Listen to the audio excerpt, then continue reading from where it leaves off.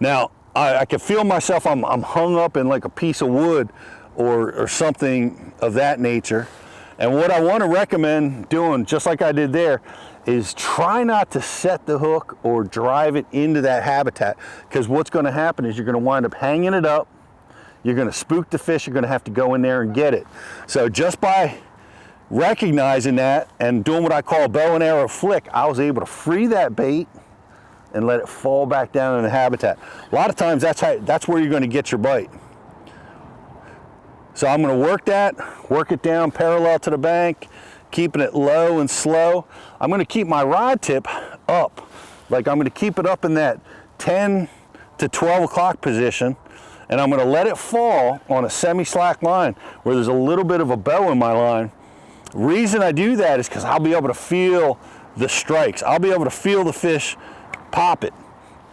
And a bite on this technique is not going to be, he's not going to tear into it and thrash it and run off. What you're going to feel is you're just going to feel like snapping your fingers. You're going to feel a little pop, and what that is the fish coming over to the bait, and he opens his mouth, creates a vacuum, and sucks it in, and that bait hits the back of his mouth. That's the little pop that you feel, and that's the strike. And we'll make another cast over here, casting out a little further in front of this culvert, getting out a little deeper.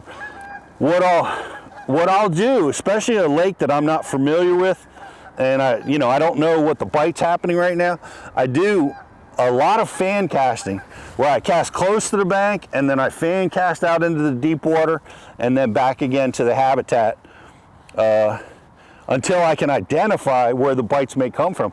Are the bites coming on the bank? Are they coming further out?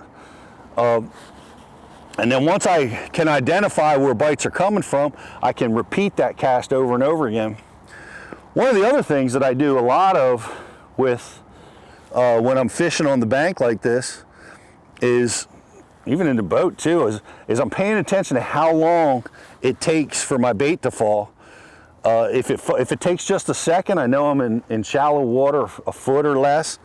And then if it takes multiple seconds, 2, 3, 4, 5 seconds to fall, I'm in pretty deep water. And it's important to recognize that, because it'll really help you identify when you do get bites, how deep the water is where you're getting them. We'll make one more cast over here, pretty tight to the habitat. And I'm watching that line, and you'll see the line will go, and then thump, it'll stop. And that lets you know that it hit the bottom or you got a bite.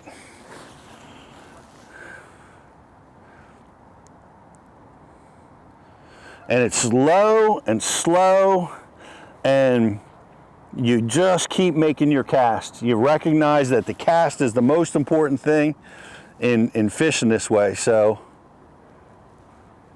here's one other really cool aspect of this rig, and let me show it to you. And this is great for someone that's just new to fishing. One of the things that you have to learn as you go through fishing is the art of the hook set. And every single technique requires a little bit different style of hook set. The beauty of this is you don't have to set the hook that hard. You really don't want to. It's a little tiny hook. So how you set is you're going to reel the slack out, and you're going to sweep into the fish and just crank